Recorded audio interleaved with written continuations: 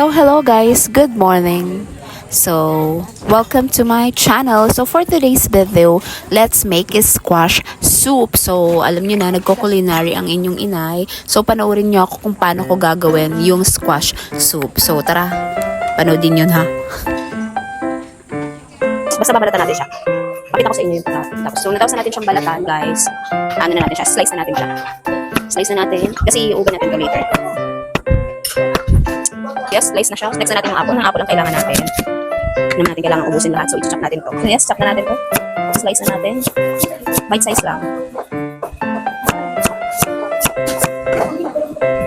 So, yes. Next naman is white onion. So, syempre, hindi din natin ito uubusin.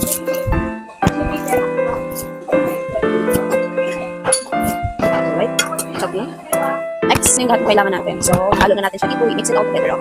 Next naman, titimplahan na natin siya. Bago natin siya ilagay sa ating oven. So yes, nalagyan natin siya nito. Sunod naman, we're gonna put olive oil.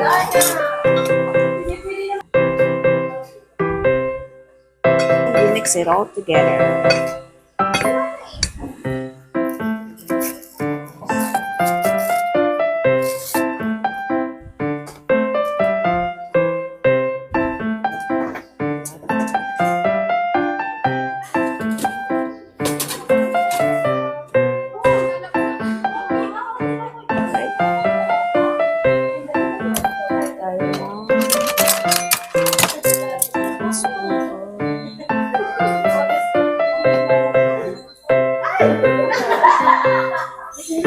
Tablespoon.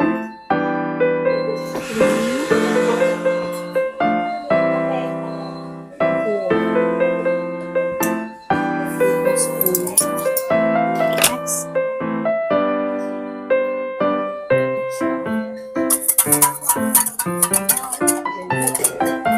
Ito na siya. Ang bango. Gawa dun sa cayenne powder. Sali na natin siya, friends and relatives. Charis. Kaya natin siya sinalin kasi i-blend natin siya with the stock.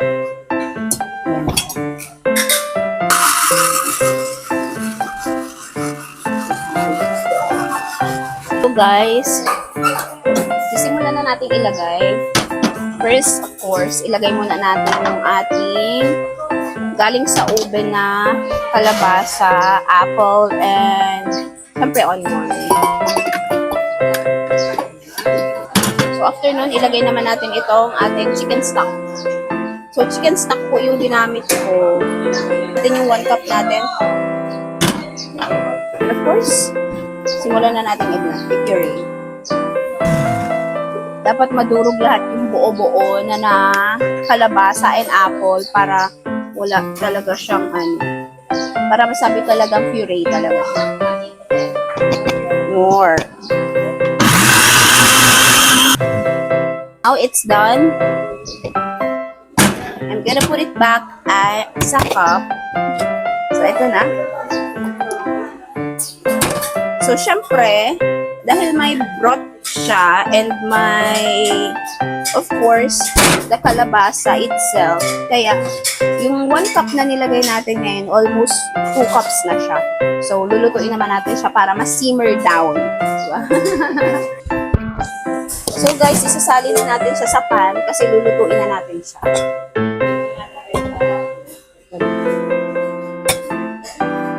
Natin to titimplahan kung tama lang yung lasa niya or may kailangan pa akong ilagdag na ingredients. Tara. May mga kanya-kanya sila. Ito yung akin. Ito na guys, nakasalang na siya. Titimplahan natin siya at the same time papalaputin. Na-add sugar. Sugar lang. Cayenne powder. Nutmeg pala to. Nutmeg. Masunog siya. Malakas siya. So, yes. Ito na.